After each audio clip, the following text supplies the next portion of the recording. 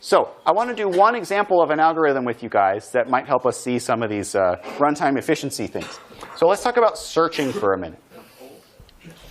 If you want to search a vector for something, you want to see if an element value occurs in the vector, the typical way is called a sequential search. What you do is you start at the beginning and you loop across. And for int I equals 0, I'm looking for 42. So you walk along through the vector. Oh, there it is. It's at index 10. So you return index 10 as your answer. OK?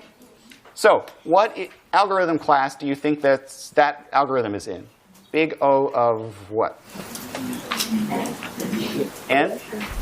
I think so, because you have to loop over all the data. Now, one thing that throws people sometimes is they say, well, what if I find it early? What if it's over there in index 1? Isn't that faster than N? I guess the intuition is you want to think of the average of all possible cases. Sometimes it's over here, sometimes it's over there, sometimes it's nowhere. On average, it's in the middle somewhere, et cetera. And so that's going to be about half N. And if it's half of N, we say that still grows at the same rate N grows. If you double N, half of N is going to double also. So that's still on the order of N algorithm. OK, fine. That's not the worst in the world. But can we do better? Well, one thing you might notice about this picture, this data that I happen to have chosen, is that it's in sorted order. Did you notice that? The small values are on the left and the big values are on the right. I chose that for a reason. If you happen to be searching through sorted data, there's another algorithm you can use to search it. Sorry, this is just a picture of if you were going to write a sequential search, it just looks like this, right? For each index, if it's there, return I. We're not going to write that. That's not interesting. But OK, there's another algorithm called binary search. Binary search only works on sorted data. What you do is you look at the middle element.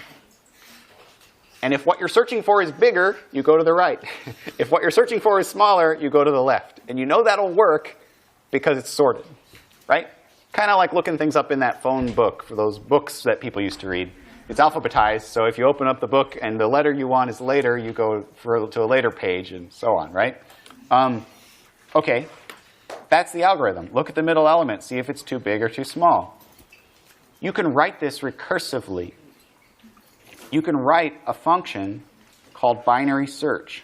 Let me open up my file. I think I have to turn off the main, don't I? Main, well, that's probably not legal. Here, there. Searching.java.cpp. So I've got a main. And you can write a function called binary search. Binary search a vector for a value. And what I said was, you're going to look at the middle element. Where's the middle element? Well, it's halfway between the 0 and the end. So what if I said something like start equals 0, end equals v.size minus 1. Those are the indexes that bound this thing. If that's the start and the end, then the middle is n minus start over 2, I think. It's halfway between. OK. So now the question is, we're looking at v bracket mid. That's the middle element. OK. And what we want to know is that the value I'm searching for? Or is it too big? Or is it too small? So if the value I'm looking at in the middle is the thing I'm looking for, then, I mean, what do I do with that information? Like, well, the goal of this function is to tell me where this value occurs in the vector. So what do I return in that case? I'm going to tell it the index the value is at. If the middle value is the thing that we're searching for, then mid is the index you want. Here you go, mid. Otherwise, what if vmid is less than the value? Or wait, actually, I like it better the other way. Let me flip this around. This just suits the way I think of this better. If the value I'm searching for is less than vmid, if the value I'm searching for is too small, then I need to go to the left, basically. Do you understand? If it's small, if the thing I'm searching for is smaller, go that way, because the array is sorted. Go that way. If it's bigger, go that way.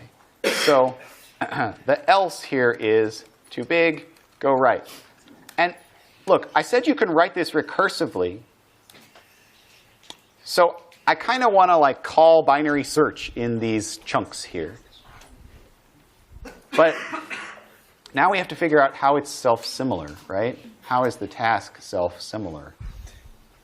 Well, I have this, I called them min, middle, and max. I think I called them start, middle, and end in my code. They start out right there. And if I look at the middle and it's 30 and I want 42, I'm going to go that way. The way you could think of it is I want to shift over my middle and my max a little bit. My max should now become, or not my max, my minimum should go over to here now. I'm basically going to eliminate all the stuff 8 and below, index 8 and below from consideration. Slide over like that and repeat. So now I have to search, I have to binary search that part of the array. So binary searching can be expressed in terms of binary searching smaller and smaller regions. You understand? The key difference here is what I really want is I really want a few more parameters. Why don't you let me pass in the start and the end indexes to look at? And I'll adjust them in my recursive calls. You understand? If I'm going to go to the left, so let me comment these out for a second. If I'm going to go left, that means I need to make the max be just before mid here. Do you see that? So I think what I'm going to do is I'm going to return binary search on the same vector, same value. The start will be the same if I'm going to the left. The min will be the same. But the max will be mid minus 1, right? Mid minus 1. Does that make sense? Go from start to mid minus 1 is the left side. If I go right, then I have the same vector, the same value, the same max, I think. Wait.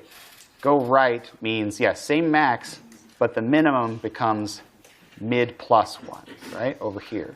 So the minimum becomes mid plus 1. That's basically the code to do a recursive search. There's only one other case that's missing. Do you know what case we didn't handle here? I mean, we have a base case, which is this. We have 2 recursive cases, which are these. There is one situation our code is not prepared for. Do you know what that is? Yeah, miss. It's not there. Yeah, if I don't find it, our code doesn't really handle that. And so how would I know if I didn't find it? What would happen in this code if the value isn't there? You keep shrinking down the min and the max, and eventually what happens? There's nothing left. So I got to stop because we're out of time, but if they cross, if the minimum gets bigger than the maximum, we should return -1 to indicate it's not found. So I'll stop there.